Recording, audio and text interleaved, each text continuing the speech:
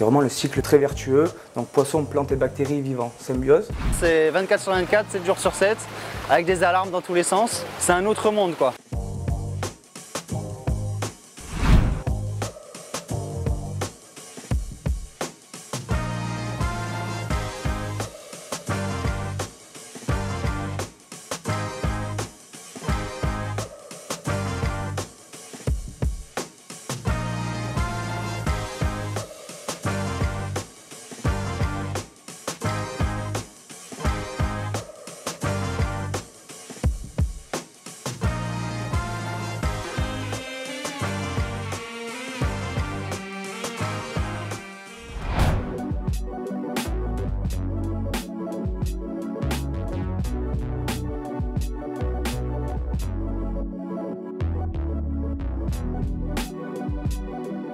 Donc je vous présente un petit peu l'entreprise. Donc nous on est 3 associés et on a voulu développer un aquarium potager qui est un petit kit aquaponique clé en main, donc pour les particuliers, pour démocratiser un petit peu cette pratique-là.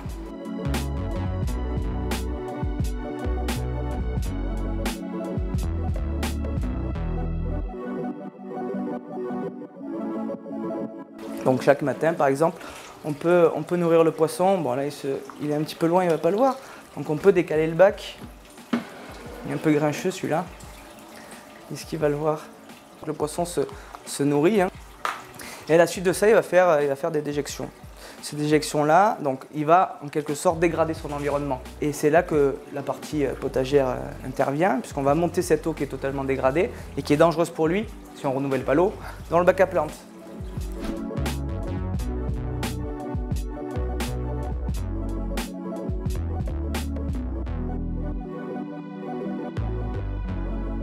Donc nous, les bactéries vont se trouver dans le bac à plantes. Donc on en a absolument besoin pour équilibrer le système. Sans elles, l'aquarium potager ne fonctionnerait pas. Donc en fait, cette faune bactérienne, elle va se blottir là-dedans, elle va se sentir comme dans un petit canapé. Et c'est elle qui va vraiment transformer les différents éléments, donc les différents paramètres de l'eau, en nitrate pour les plantes. Ce qu'il faut savoir sur cet aquarium potager, c'est qu'il n'est pas du tout, on va dire, dimensionné pour atteindre une autonomie alimentaire pour une famille. Déjà, on ne consomme pas le poisson. Donc cet après-midi, on va voir une ferme en aquaponie, donc voilà, avec un élevage de poissons et la culture de plantes.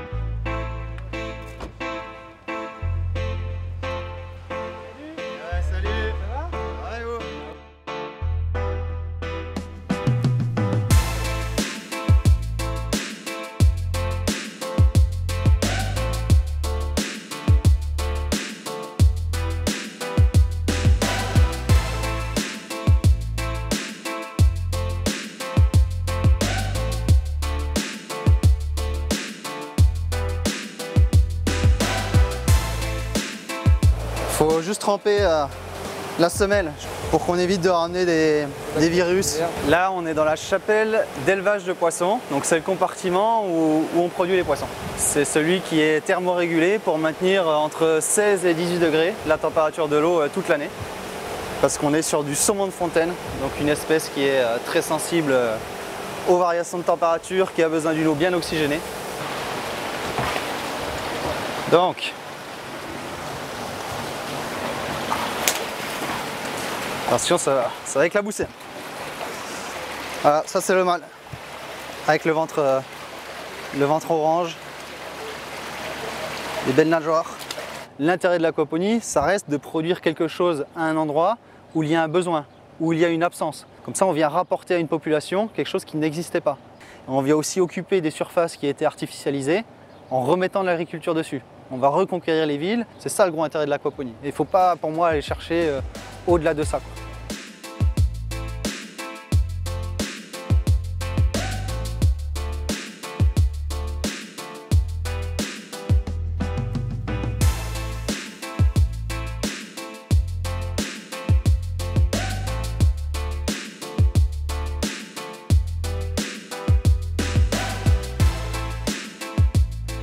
Ça, c'est le jus qui sort de notre élevage de vers de terre. Donc on appelle ça un lombrité parce qu'il est de couleur jaunâtre comme un thé. et il est très très chargé en nutriments. Donc lui on le met dans ces petites cuves, il y a des injecteurs en dessous qui vont l'injecter en dose très très fine dans l'eau qui part aux plantes.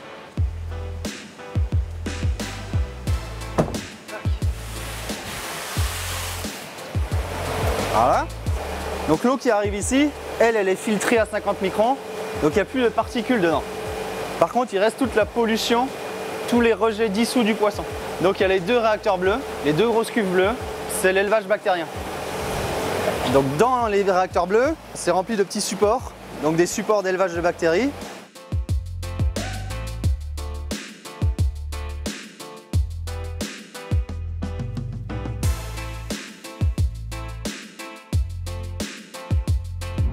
Donc là on va passer maintenant sur le compartiment végétal où il y a l'eau des poissons qui sort de l'élevage bactérien et qui passe sur les plantes, où les plantes vont pouvoir se nourrir directement des nutriments qui sont dans l'eau des poissons.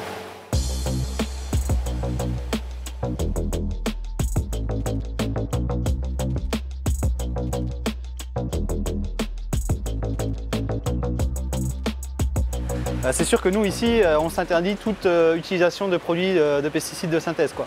Donc on voit, il y a des sachets partout, avec des lâchers d'acariens, des espèces, donc il y a des espèces différentes d'acariens. À quoi ça sert? Alors ça, ce sont des acariens prédateurs. Donc ce sont les acariens qui vont se battre et dévorer d'autres acariens, qui eux sont des ravageurs pour nous.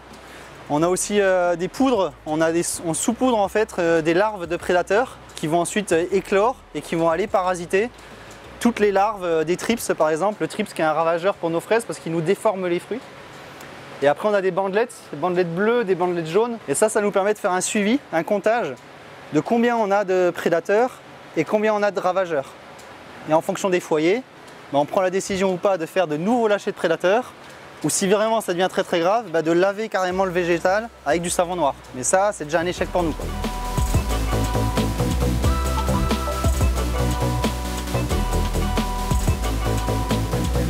C'est une première fraise aquaponique là. Elles sont excellentes. Une seule personne sera incapable de tout gérer. Parce qu'il faut être chimiste, il faut être biologiste, il faut être un très bon agriculteur, il faut être un peu entomologiste pour connaître parfaitement les insectes, il faut être mécano parce qu'il y a toujours des fuites, il y a toujours des pompes à réparer, de l'électricité à faire. Donc c'est une charge mentale qui est énorme aussi. Mais c'est vrai qu'une fois qu'on le maîtrise, qu'on a des rendements importants en utilisant peu d'eau et en utilisant peu de surface. Donc c'est vrai qu'en ça, c'est une vraie solution par rapport aux enjeux d'alimentation et par rapport aux enjeux environnementaux aussi, avec les contraintes d'eau qu'on a aujourd'hui.